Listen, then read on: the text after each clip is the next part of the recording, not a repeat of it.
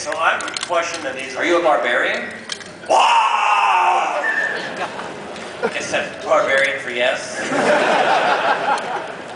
Okay, so this question needs a little bit of preface. They sometimes do. Yes. Like, should I sit down, or how? Sometimes I do. Okay. And I believe it arises from the fact that my favorite game is Chrono Trigger, and my friend's favorite game is Planescape Torment. So now, back when I was playing Valkyria Chronicles, which I absolutely loved, he and I had this argument about whether or not it was an RPG. And I said, oh, absolutely. I mean, you know, it's turn-based, yes, but still definitely a JRPG. And he said, well, no, it's not really an RPG. You really can't affect the outcome of the game. There's none of that interactivity that you might find in Oblivion. I don't think it's an RPG. And I let the argument die down, but then Final Fantasy 13 came out.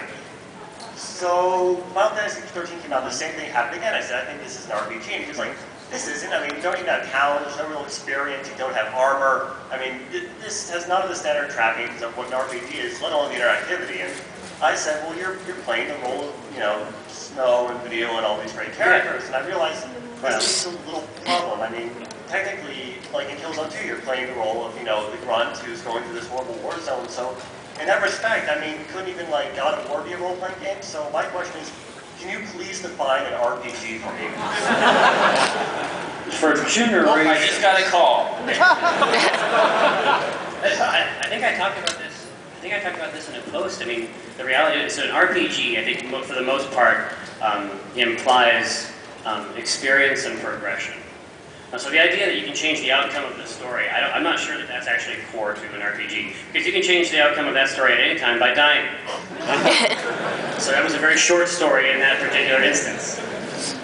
You know what I'm saying? Like, an RPG for us mostly has to do with the earning of experience and then being able to invest and progress your character in a way that is retained. So, progression and persistence. We've been playing something like Blur, right? That might be an RPG.